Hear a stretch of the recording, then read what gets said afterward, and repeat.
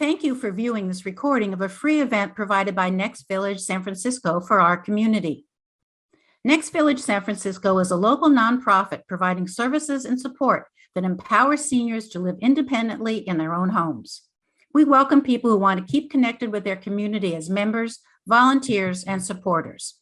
We host 30 to 40 free activities and events each month for the public, and our members have access to our network of volunteers. Learn more and get involved at nextvillagesf.org. We hope you enjoy this video.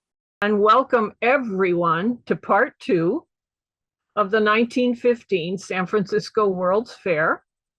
Some of you may have attended part 1 when we explored how and why San Francisco hosted a World's Fair from February 20th to December 4th, 1915, 11 months. The city was host to nearly 19 million people from all over the world. And that is correct, 19 million people.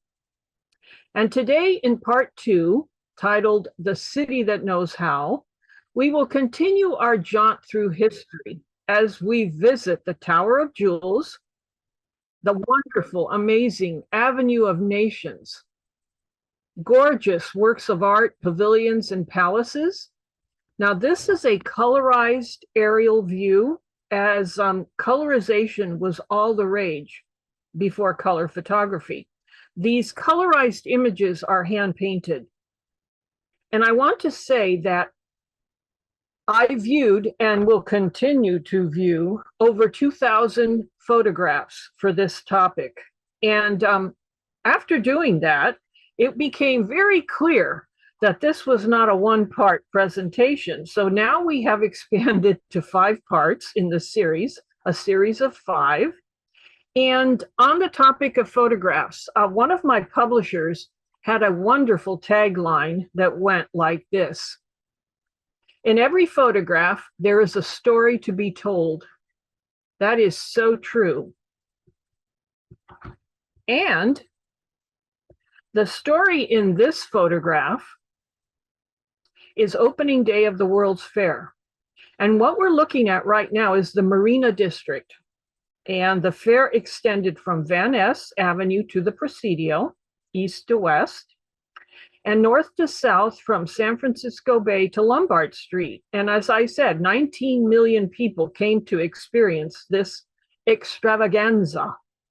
It was a 3-mile extravaganza, and it lasted for 288 days. And I love this quote from the Chronicle of the day.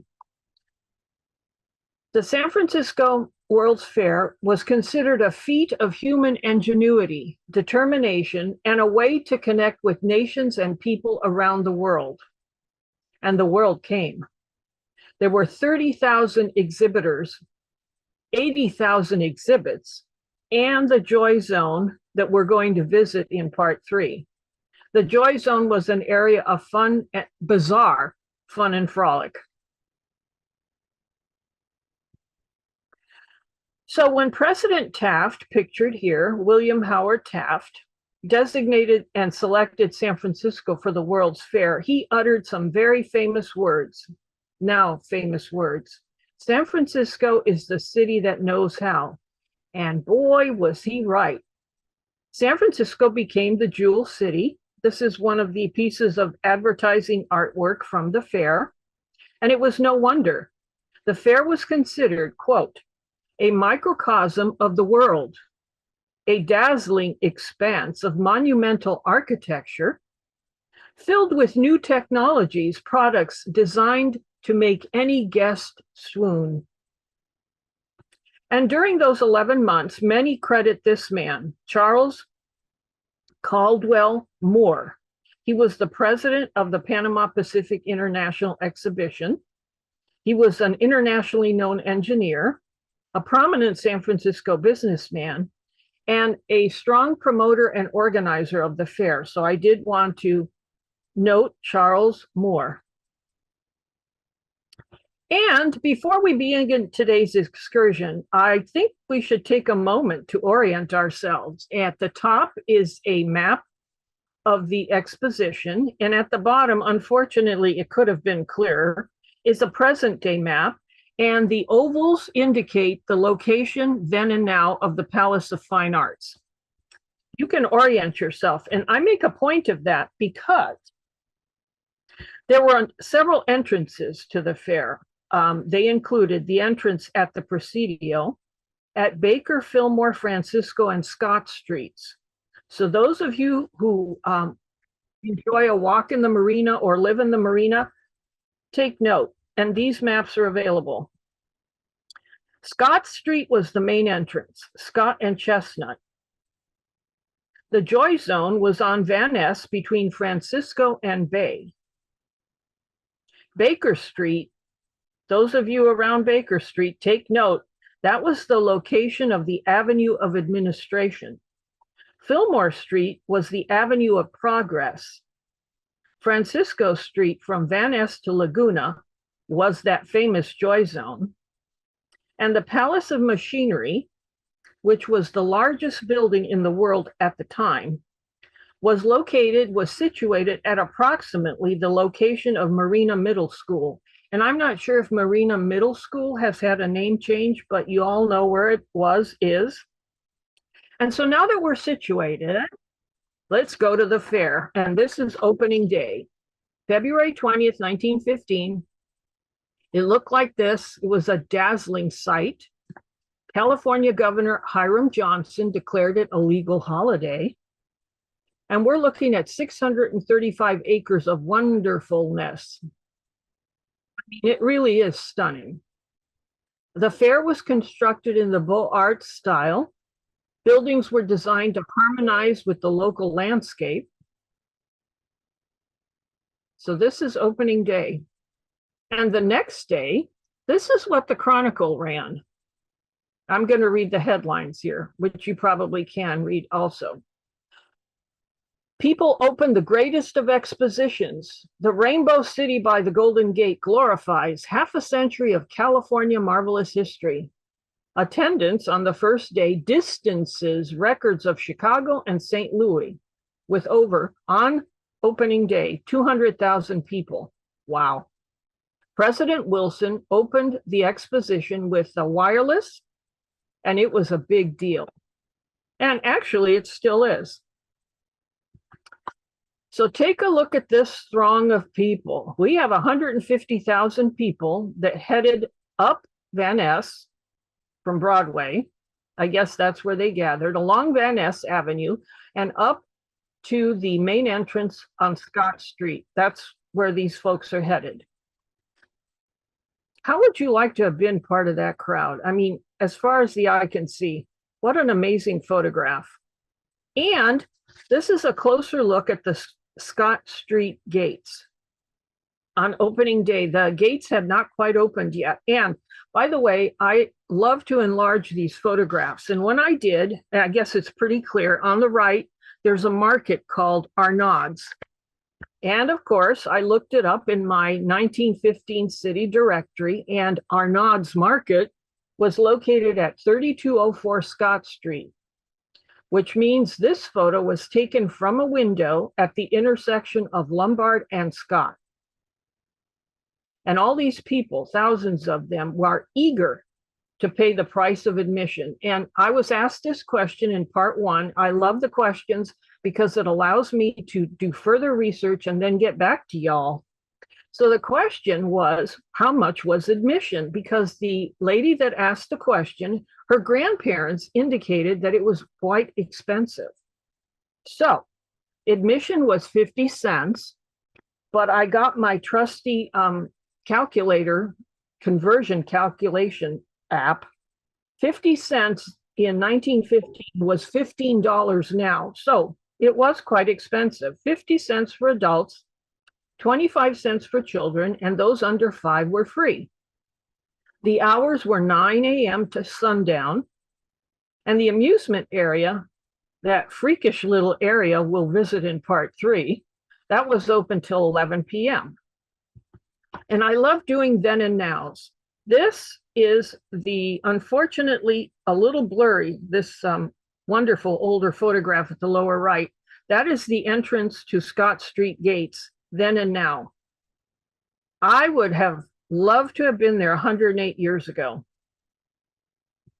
So here we are at the Scott Street gates. It's my favorite gate because, as you can see, it was absolutely glorious. And what we're looking at is the Tower of Jewels, and we're going to come back to that gorgeous creature in a minute or two. So we're going to begin today's excursion at these main gates. And this is opening day. The crowds, thousands of people. Imagine being one of these thousands. There are so many people here, you can't even make them out. And I blew this up. It's just overwhelming. There were many speeches that were given at the base of the Tower of Jewels. The fair had everything: palaces, artwork, airplanes. Part 3. An assembly line that produced 18 new Ford motor vehicles in a day. Part 3, it had racing cars, cowboys, statues, fountains, music, fireworks, carnivals, and 11,000 paintings, 1,500 statues. So when President Wilson, back in DC, pressed the telegraph key in Washington, he sent the signal 300 miles to an antenna atop of the Tower of Jewels, and the doors opened. Here we can see the fountain of energy. Cannons boomed, the crowd cheered, and the city's return from the 1906 disaster was complete. And her grandest celebration had begun. As we can see, the ground was so thick with people that it's hard to make them out. And question, how did these thousands of people get around? Oh, glorious. There was a miniature railroad we can see at the top. It was called the Overfair Railway, but my favorite, and I would have been on this every day, well, as often as possible. At the lower left is something called electroquettes. They were battery-powered wicker chairs that could seat up to 4 people, and you could get about the fairgrounds in an electroquette. But actually, most people preferred to enjoy the fair on foot. And one of the best walks might have been through these glorious gardens. This is the South Garden, the most spectacular. We can see that very popular fountain of energy at the left. In the distance is the Palace of Horticulture, which we will visit.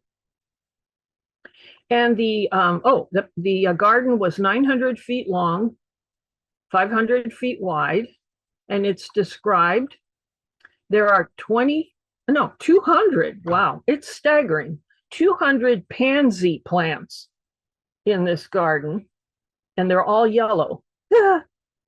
Every 6 weeks, the plantings were changed to a different color. And I'm looking for that colorized image where I can find those pansies, and I'm still looking. I probably have another 500 photos to go. But this was one of the most pretentious of the gardens. It was set out like a formal French garden. And this, by the way, happens to be the Fillmore Street entrance on a quiet day. Oh, there you go. July 13th, 1915. That is the Fillmore Street entrance. And in the distance is that glorious Palace of Horticulture. Elaborate architecture, as you can see, was all the rage. As I said, most people traversed the grounds on foot along what were the boulevards. And here we see one of the boulevards. It was called the Avenue of Palms, and it's my favorite. There were 5 main boulevards or avenues: Avenue of the Palms, Avenue of Nations, Avenue of Progress, Avenue of Administration, and Avenue of the States. And we will be going there. And again, this is my favorite. And make a note, the Avenue of the Palms, it's very clear where this was. It was at approximately the location of Fillmore and Bay. I think it looks quite a bit different now. And this is another view of the Avenue of the Palms. This is another hand colorized image, and it gives you an idea of the color theme. a very strict color theme. There was a chief of color. His name was Jules Goren, a colorist, a painter, and designer, and he oversaw the exposition's color scheme. It was pastel. They felt that that worked best with the topography and the environment of San Francisco Bay. And they were really very strict about the color scheme, and a little bit more on that later. Jules created a specially blended gypsum and hemp plaster material, imagine, in hues of old ivory, we see it here, to mimic the travertine marble used in ancient Rome. And that material was applied to the buildings, the statues, and the walls. And there were 8 accent colors. And I think we can see most of them here. Those 8 major accent colors specially created was French green, deep blue, pink orange, pinkish red, golden burnt orange, terracotta, and gold for all the statuary, and antique green was used for the urns and vases. And before I leave this beautiful image, I want to again mention that gorgeous Tower of Jewels in the distance, because I want to go back there. Day or night, the Tower of Jewels was a tower of beauty. It was designed by Thomas Hastings. It was at the center of the fair and was the centerpiece of the fair. Take note, it stood at exactly Scott Street at Bay and Francisco. It was equivalent to a 40-story building, and it was covered with thousands of faceted glass nova gems that reflected the sunlight, as well as the nighttime light display that we will see at the end. And to describe this, I'm going to quote from the official exposition guide. The Tower of Jewels will remain as a flamboyant, gorgeous memory. On the tower are 135,000 specially cut prisms in the colors of ruby, emerald, sapphire, and topaz. Glaring as these are by day, the effect is increased by night, when 200 concealed searchlights focus their rays upon the tower. The tower was 435 feet in height. It had 7 levels that stepped back. Unbelievably, this, as all the structures were, was temporary. It was constructed of the combination of plaster and burlap, and it was applied over a skeleton of wood and steel. A temporary structure, this gorgeous. And we will see this torn down in part 4. And now to those gems. Here they are, and they are available. The cut glass jewels, were created by Walter Ryan, and they were mounted on brass hangers that swayed in the breeze that made the building look like it was shimmering day and night. And the Nova gems at the end of the fair, before the building was destroyed, the Nova gems were removed and they were packaged like this. This is an actual package. And this case and the gems were available for $1. Now back to those avenues. This at the top is the Avenue of States, and below is the Avenue of Nations. And the Avenue of States was just a few yards south of Marina Boulevard near the Presidio Parkway. And along these avenues, the Avenue of States and Nations, were the state and foreign pavilions. And here's another interesting walkway, because actually it's still there. Part 3. This is the approximate location of Marina Boulevard. The visitor guide said of this esplanade, and I will quote, "I couldn't possibly have come up with anything more wonderful." Quote, "Long after the exposition is over, When it is only a fond and loving memory, this esplanade will remain to grace and enhance the natural beauties of San Francisco Bay. The esplanade and the main avenue led to 5 courts. Here's one of the courts. This is the Court of the Four Seasons, and there were 5 courts. Court of the Four Seasons, Court of the Universe, Abundance, Flowers, and the Court of Palms. And I wanted to mention this one, the Court of the Four Seasons in particular, because during the 1989 earthquake, the Marina District suffered some serious damage. And the area, I've found that the area of the worst damage was on Beach Street between Divisadero and Broderick, which means those of you that live in the marina at that area in 1989 are sitting on top of where the Court of Four Seasons was located. And there are the Four Seasons at the right. And these courts displayed works of art, statues, murals. This is the Court of Abundance. And on the right, we have a mural by Frank Brangwyn. He had 4 murals: earth, air, fire, and water. And at the right is fire. Now, there was an official photographer. I have found that the outdoor photos, I can find images that are fairly sharp, but the indoor photos, considering the time, they're nice to have, but they're not as clear. Court of the Universe. This is was at Scotton Beach.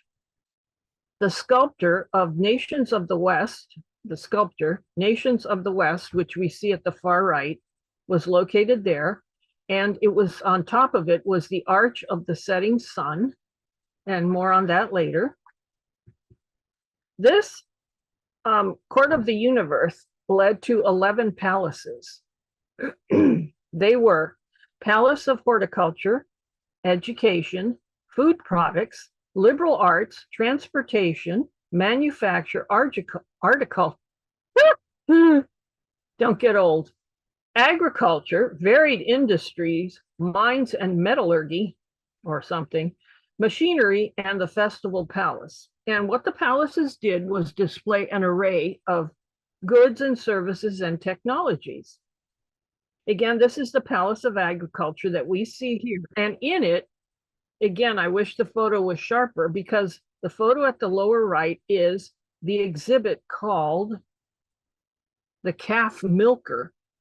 It was a new contraption that milked calves. And this is the grandest of the palaces, the Palace of Horticulture. It had a glass dome larger than St. Peter's Basilica in Rome. I keep coming back to the fact that this was destroyed. I mean, speechless. It was designed by Blakewell and Brown, and it was the largest and most splendid of the garden structures.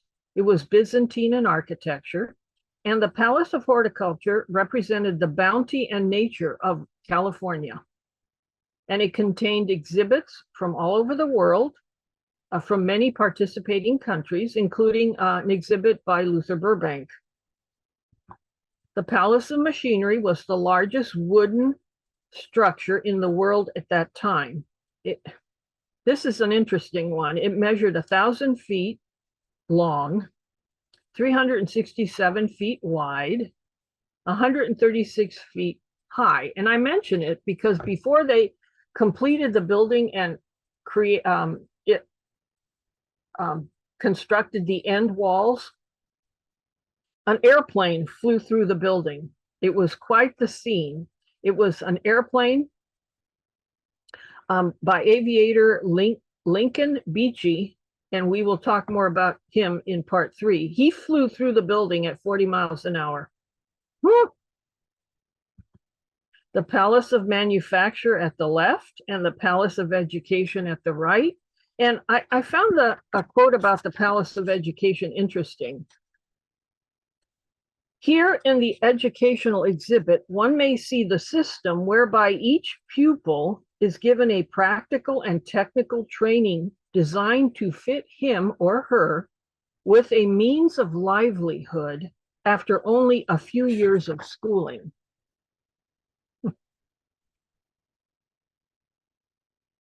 And of course, considered one of the most beautiful palaces was the Palace of Fine Arts. It was designed by Bernard Maybeck, and the grounds were filled with statues. There was a lake that was home to many ducks and swans.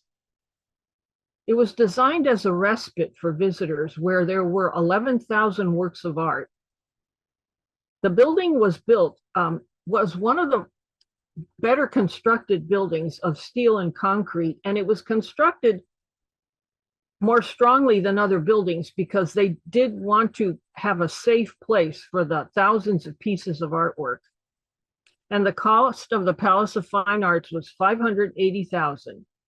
And my conversion says that's 17 million in today's dollars. So the various palaces were located around the courts, but the avenues led to other buildings, including those on the Avenue of States. There were 32 state buildings, although there were at that time 48 states.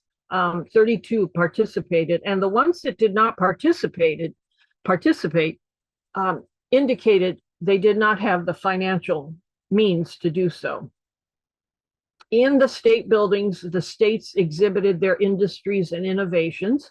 And I wanted to mention the Ohio building we see here in particular, because this building ended up on a barge in San Francisco Bay on its way to, that's in part 3. But yes, indeed, this building left the exposition on a barge in the bay. And we're going to be doing that in part 3 in December. And here's the Montana building. This is the California building, designed by Thomas Burdett.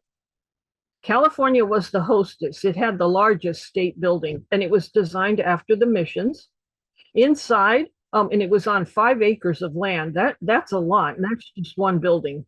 And it represented the 58 counties.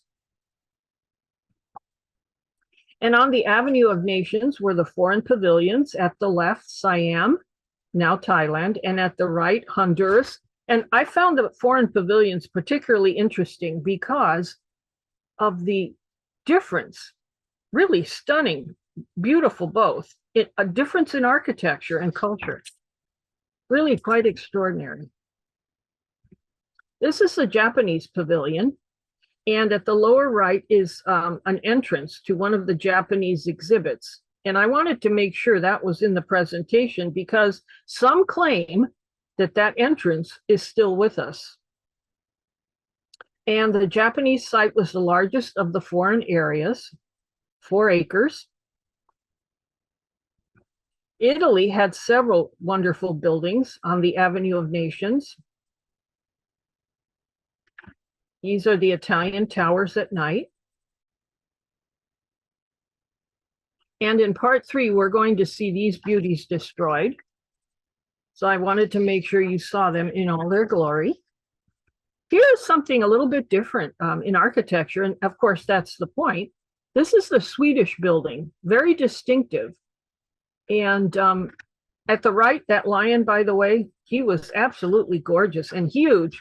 That's the Canadian building on the right. But the Swedish structure covered 30,000 square feet. And it displayed the economic and social institutions of the country, including the Nobel Foundation was represented there. So whether on the avenues, the courts, or gazing at the palaces, the gardens were all around. And we saw this, the South Garden earlier, and here's another view. The architect responsible for the layout of all the gardens was John McLaren, the designer of Golden Gate Park. And they shipped in 30,000 full-grown trees, thousands of shrubs, including 70,000 rhododendrons, And this is how they converted those sand dunes and the mud flats into these beautiful gardens. And we do love our black and white, but we also love our colorized. And here it is, very impressive. It gives you the look and feel of the fair as it really was. The exposition's architect, his work is clearly displayed here, was George Kellum, who attended Harvard, École des Beaux-Arts, and he designed the 1938 Golden Gate Exposition on Treasure Island. Now, I have a series of colorized images, and I want to make very certain that I credit the source on these. And that information is also included at the bottom, and I will quote, "This is a slide presentation coming up by the Museum of the City of San Francisco, copyright 1999 by Gladys Hansen. This is the view towards Scott Street at the entrance with the Tower of Jewels. The Tower of Jewels was designed by architect Thomas Hastings. This is the Tower of Jewels from the Court of the Universe, designed by architects McKim, Mead, and White." As I said, the colorized images really give you a sense of what the fair really looked like. This is the Fountain of the Rising Sun by Adolf Weinman.